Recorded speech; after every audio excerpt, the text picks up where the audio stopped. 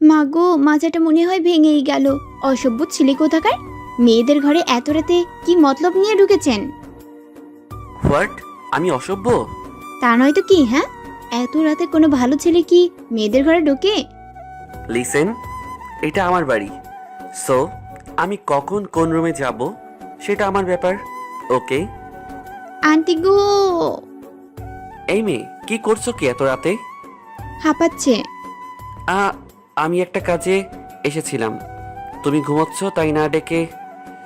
রাজাকে শক্ত করে জড়িয়ে ধরে রাজার পায়ের উপর পা রেখে লাফাতে থাকে আর বলতে থাকে, বাঁচাও বাঁচাও, তেলাপোকা আমাকে খেয়ে ফেলবে। রাজা মিমির কথা শুনে জোরে হেসে ওঠে। রাক্ষস চৌধুরী, খারুস, বিপদ দেখে কেউ হাসে? আল্লাহ গো, মাফ করে দাও। আমি আর কোনোদিন চুরি করে তেল ফেলবো না। হোয়াট? তেল? হ্যাঁ, আমি শুনেছি তেল ফেললে তেলাপোকা এসে খেয়ে ফেলে। আমার এখন কি হবে? রিল্যাক্স, আমি আছি তো। আমি মানুর কাছে যাব। উফ, পায়ে ব্যথা পাচ্ছি তো, এভাবে লাফাচ্ছ কেন? যদি গায়ে উঠে খেয়ে ফেলে? তোমার গায়ে উঠবে কিভাবে? তুমি তো আমার গায়ে উঠে বসে আছো। আরে, বিপদে সাহায্য করাই ডাক্তারদের কাজ। আমাকে মানুর কাছে নিয়ে চলেন না প্লিজ। Are you mad? এত রাতে ওরা ঘুমিয়ে গেছে, আর এখন ওদেরকে ডাকলে কি হবে বুঝতে পারছো? লাইট দেন। সুইচ খুঁজে পাচ্ছি না, প্লিজ লাফিও না, আমার পায়ের অবস্থা শেষ। বুঝেছি, আমাকে তেলাপোকা খেয়ে ফেললেই আপনি খুশি হবেন। আজ বাবা মা কাছে নেই বলে কেউ আপন না। পাগল নিয়ে তো মহা মুশকিলে পড়লাম। আজ আমাকে রেখে যদি যান, তাহলে সত্যি বলছি আমি এক্ষুনি এই বাড়ি থেকে পালিয়ে যাব, আর আসবো না। কি? মনে মনে বলে যে সাংঘাতিক মেয়ে, পালাতেও পারে। একবার খুঁজে খুঁজে জান শেষ করেছি, আর রিস্ক নেওয়া যাবে না। পাগল নাকি তুমি? আজ আমার শেষ দিন। উফ, বড্ড বাড়াবাড়ি করছেন। ওটা তেলাপোকা, ড্রাগন না যে গিলে খাবে। আমাকে রেখে যাবেন না প্লিজ, দোয়াই আপনার। হুম, ওকে আমি আছি, তুমি ঘুমাও। যাবেন না কিন্তু। ওকে, যাব না। হাতটা ছাড়ো, আমি সোফায় বসি আর লাইটটা দেই। না, ছাড়বো না। পালানোর ধান্দা আমি বুঝি না নাকি? হাহ, আমি অনেক বুদ্ধিমান। বুদ্ধিমান না, গাধা। এই, কি ভাবছেন? নিশ্চয়ই পালানোর কথা। আরে না রে বাবা। তাহলে চুপ কেন আর দাঁড়িয়েই বা আছেন কেন? বসেন, আসেন। মনে মনে ভাবে দেখাচ্ছি মজা, অন্ধকারে ভূতের ভয় দেখাবো। বলছিলাম কি, লাইটের সুইচ পাচ্ছি না, তার মানে আমাদের সারা রাত এই অন্ধকারে থাকা লাগবে। আর তুমি তো আমার হাত ছাড়ছো না, আমি গিয়ে খুঁজতেও পারবো না। দরকার নেই, ভালোই লাগছে অন্ধকারে। আমি চাই না আলো আমার ঘুমকে বিরক্ত করুক। ও আচ্ছা, জানো আমাদের বাসায় না অনেক যুগ আগে এক বুড়ি মারা যায়। তারপর শোনা যায় ওই বুড়ির আত্মা এই ঘরের আশেপাশে ঘুরে বেড়ায়। ও মা গো, মরে গেলাম গো। আরে আরে আরে, আমি তো মজা করছিলাম, রিল্যাক্স। না না, আমি জানি এটা সত্যি। আমি এই ঘরে থাকবো না। আচ্ছা, সকাল হলে ভেবে দেখবো। ছাড়ো আমাকে। এইভাবে একজন মুসলমান মেয়ে হয়ে পরপুরুষকে জড়িয়ে ধরে আছো, লজ্জা করে না? পর মহিলাকে নিজের বউয়ের মতো তুমি তুমি করে বলছেন, লজ্জা করে না? ওহ সরি, আর বলবো না। এবার ঘুমান, ছাড়ুন আমায়। রাগ হয়েছে রাজা বাবুটার। যার তার উপর রাগ করে কাজ নেই, আমার এত সময় নেই সবার সব কিছু নিয়ে ভাবার। মনে মনে বললাম, আহারে, আমার রাজা বাবুটা রাগ করেছে, একটু মুড অন করে দেই। আচ্ছা তাই, জি। কেমন লাগছে অন্ধকারে একটা মেয়ের কাছে এভাবে এক ঘরে এক বিছানায়?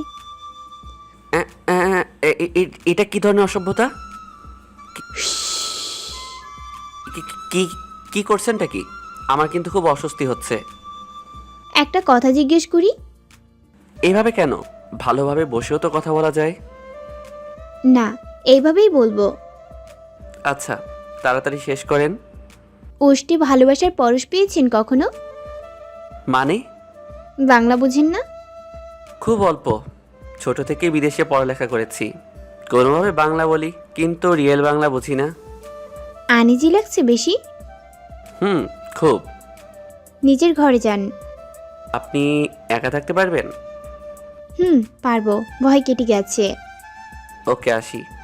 রাজা আসি বলে চলে গেল, আর মিমি রাজাকে নিয়ে ভাবতে ভাবতে ঘুমিয়ে পড়ল। সকালে সবাই নিজ নিজ খেয়ে রেডি হয়ে একসাথে হসপিটালে চলে গেল। অরিন নিজের কাজে গেল, মানালি আর মিমি ক্লাসে গেল, রাজা নিজের ক্যাবিনে গেল। স্যার, আপনাকে পুরো ক্যান্টিনে একজন ডেকেছে। কে? আমি বলতে পারলাম না, আগে কখনো দেখিনি। আচ্ছা, আপনি যান, আমি দেখছি। রাজা ক্যান্টিনে গিয়ে দেখে একটা মেয়ে বেঞ্চে বসে আছে। অন্ধকারে মুখটা স্পষ্ট দেখা যাচ্ছে না। কাছে গিয়ে দেখে, কিন্তু তাও অচেনা। কে আপনি? তোমার জান। বলেই রাজার গলা জড়িয়ে ধরে। মেয়েরা রাজাকে টাচ করুক সেটা সে একদম পছন্দ করে না। রাজা মেয়েটিকে এক ধাক্কায় নিজের থেকে আলাদা করে দেয়। মেয়েটি ছুটে গিয়ে দরজা বন্ধ করে নিজের জামার হাত চিরতে থাকে, আর নিজের শরীরে নিজে আঁচড় কেটে দাগ করতে থাকে। কি করছেন কি? এসবের মানে কি? যা দরকার তাই করছি। বলেই বাঁচাও বাঁচাও চিল্লিয়ে ওঠে। মেয়ের চিৎকার শুনে লোক জড়ো হয়ে যায়। মেয়েটি দরজা খুলে লোকের সামনে বলে রাজা ওর মানহানির চেষ্টা করেছে। রাজা অনেক চেষ্টা করেও কাউকে বোঝাতে পারেনি, এমনকি নিজের মা বোনও রাজার বিরুদ্ধে গেছিল। একমাত্র মিমি রাজাকে বিশ্বাস করেছিল। পুলিশ রাজাকে আবারও গ্রেফতার করে। মানু, আমার সাথে যাবা একটু? না মিমি, আমি যাব না কোথাও। আর তুমিও ভাইকে অন্যায়ের কোনো সাহায্য করবে না। ও যা করেছে তার উপযুক্ত শাস্তি দরকার। আরো তো বোন আছে, ও নিজের কথা ভাবলো না। অন্য কেউ যদি আমার সাথে এমন করে ওর কেমন লাগবে? মানু, তুমি ভুল বুঝছো। তোমার ভাইয়া মোটেও সেই রকম না।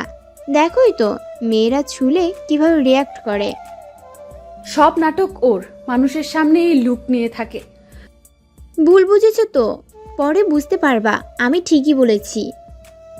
তুমি কতটা চেনো একটা হারানোর জ্বালাও সবাইকে দিয়ে মেটাচ্ছে। একটা হারানোর জ্বালাও সবাইকে দিয়ে মেটাচ্ছে। ছি, নিজের ভাই ভাবতেও ঘৃণা হচ্ছে। মিমি সারা বাড়ি ঘুরে ঘুরে কি কি যেন মন দিয়ে ভাবছে আর হাঁটছে। মানু কি বলে গেল? একটা হারানোর জ্বালা মানে? মিমি দৌড়ে মানুর ঘরে যায়, মানুর সাথে কথা শেষ করে বাইরে চলে যায়। কিছুক্ষণ পর রাজাকে ছাড়িয়ে নিয়ে বাসায় আসে, কিন্তু এতে রাজার মা বোন কেউ খুশি হয় না। সবাই মুখ ফিরিয়ে নিজ নিজ ঘরে চলে যায়।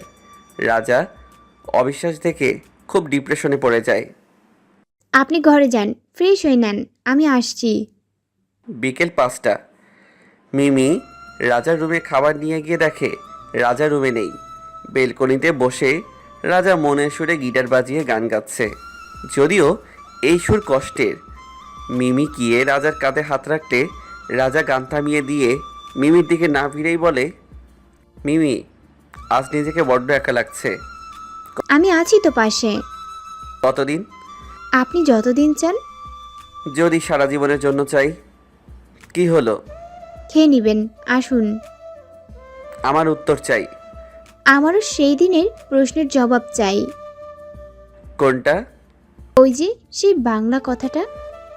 আমি বাংলা বুঝি না, ভাঙিয়ে বলেন। না, আপনি খুঁজে বের করবেন। রাত কেটে সকাল হলে রাজা হসপিটালে যায়, কিন্তু সেখানে সেই একই অবস্থা।